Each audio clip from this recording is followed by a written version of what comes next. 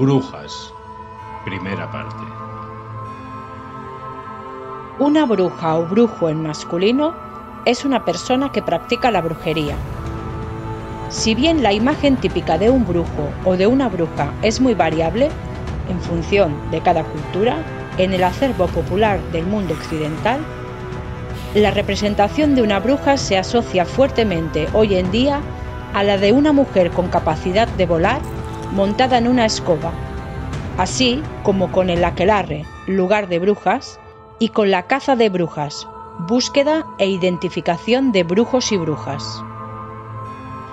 La bruja es un personaje recurrente de la imaginación contemporánea que perdura y se afirma gracias a los cuentos, las novelas, las películas, así como a través de ciertas fiestas populares y de sus especiales máscaras. En latín, las brujas eran denominadas maleficae, término que se utilizó para designarlas en Europa durante toda la Edad Media y gran parte de la Edad Moderna.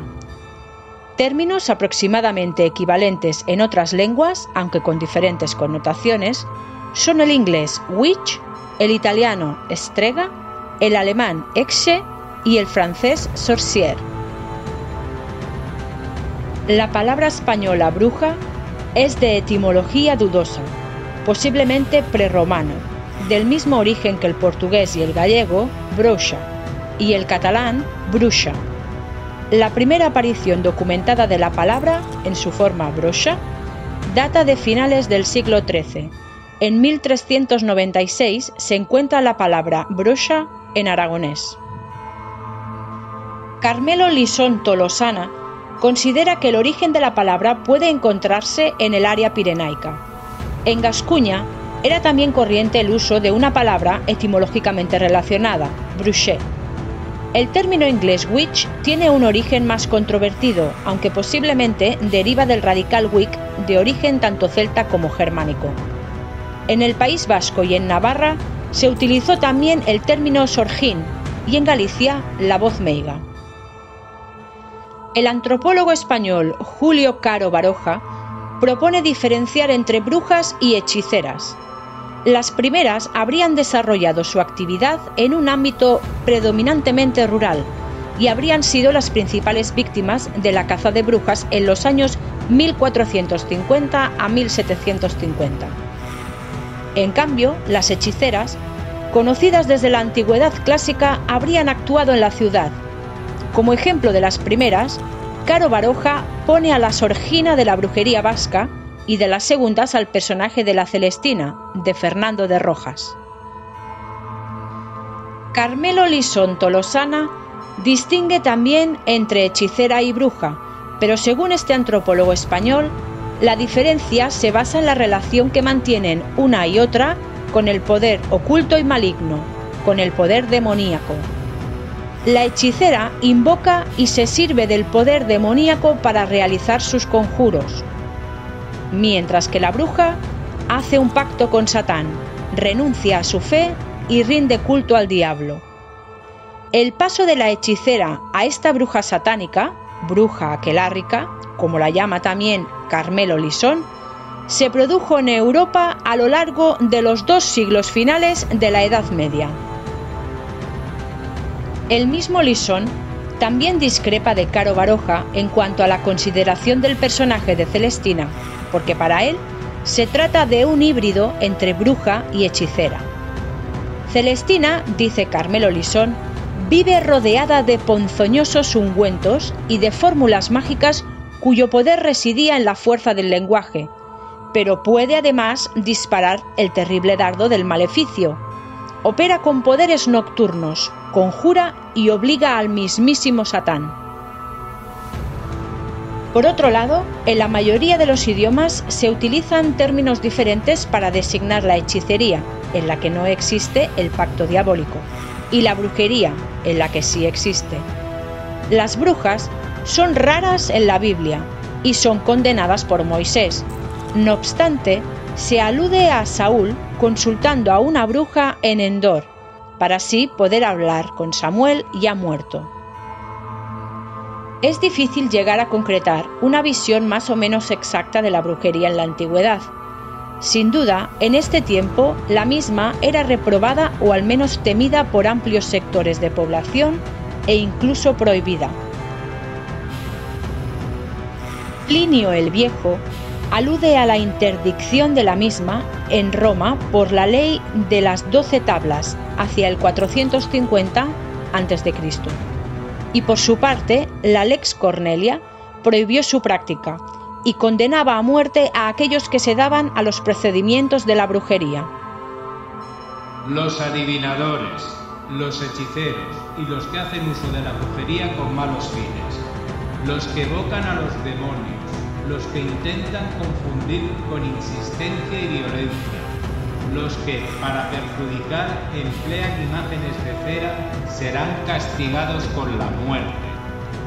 Sí obstante lo señalado, numerosas referencias, especialmente literarias, testimonian la práctica continua de la brujería durante la antigüedad.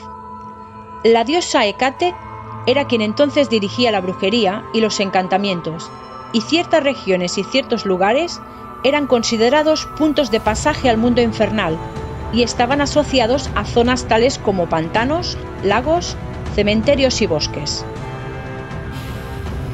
La Tesalia, pradera fértil con múltiples cursos de agua, parecería así la región de origen de las brujas en Grecia. Lucio Apuleyo la califica de tierra natal del arte mágico y muchos personajes mencionados en la literatura tienen ese origen, transformándolos en piedras o en animales si se resisten.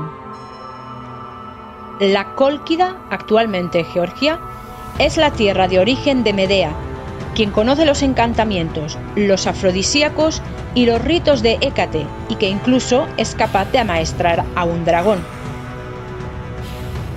En el Esquilín, una de las 7 colinas de Roma donde antes del imperio se encontraba el cementerio de pobres, Quinto Horacio Flaco evocó a la bruja Canidia, expresando que con otras brujas tan pálidas como ella, excavaron fosos y por allí hicieron correr sangre de muertos y hablaron con ellos.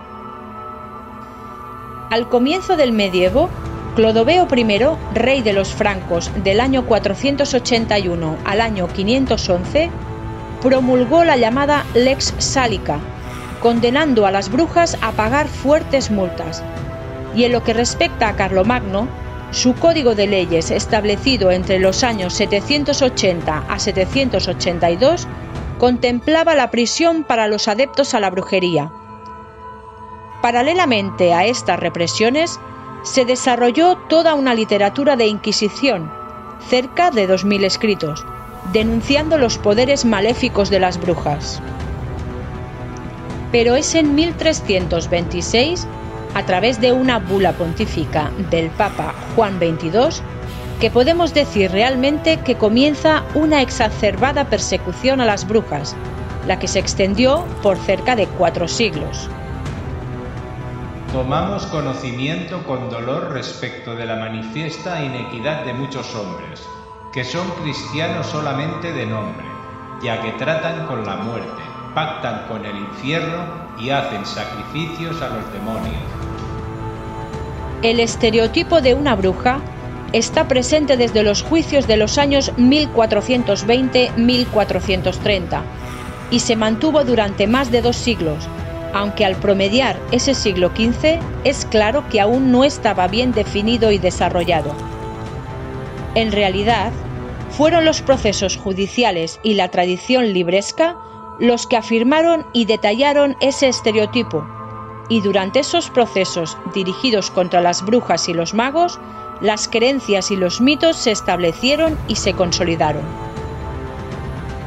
Después de haber vacilado en decretar la realidad de la brujería, la Iglesia Católica del siglo XV decidió publicar la bula apostólica Summis Desiderantes Affectivus en 1484, seguido de un manual demonológico, Malleus Maleficarum, expresión del latín que significa martillo de las brujas, escrito por 2 inquisidores dominicos, Heinrich Kramer y Jacob Sprenger.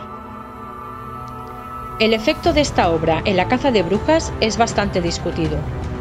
El interés del martillo de las brujas reside en la síntesis de una variedad de creencias sobre las brujas, las que allí se presentan con formato de tratado o comprendido bien estructurado y completo, brindando así un soporte teológico a los ideales y a las ideas que de esta forma se pretendían promover.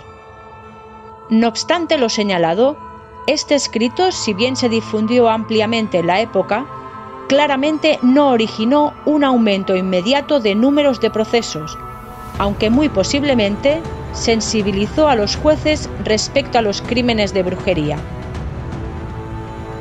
Unos 30.000 ejemplares de este manual se pusieron en circulación hasta la última edición en el año 1669, y también otros varios tratados sobre las brujas y la brujería fueron paralelamente publicados. En 1563, Jean Guier, médico en la corte del ducado de Clèveris, deseoso de suavizar y atemperar las primeras persecuciones, afirmó que consideraba a las brujas como simples espíritus perdidos, lo que Michel de Montaigne compartió y reafirmó en la reedición de sus ensayos en 1588. Allí se aconseja tratar a esas mujeres como afectadas de locura, sometiéndolas a un tratamiento con Eleborus. Las ejecuciones de brujas se legitimaban por las confesiones que los inquisidores les arrancaban, a menudo bajo tortura o engañando y confundiendo a las inculpadas con promesas mentirosas, y Jean Bodin apoyaba y justificaba estos abusos. Es cosa virtuosa, necesaria y laudable, de mentir y engañar con tal de llegar a la verdad y salvar la vida de inocentes, y es condenable no recurrir a estas prácticas arriesgando que los males y que la destrucción continúen. Al inicio, solamente desarrollados y dirigidos por gente de iglesia, los procesos por brujería fueron luego encargados a los laicos. Puesto que generalmente se asocian Edad Media con las brujas y con las brujerías, y ello no es arbitrario, no es de extrañar que los siglos XVI y XVII fueran los que sufrieron las persecuciones más horribles y numerosas. Anteriormente, se consideraba que los brujos eran tanto hombres como mujeres, pero con el nuevo tiempo, los procesos de brujería fueron casi exclusivamente en contra de las mujeres. El paroxismo o locura colectiva surgió cuando los tribunales civiles suplantaron el monopolio de la Iglesia en relación a todo lo concerniente a la brujería.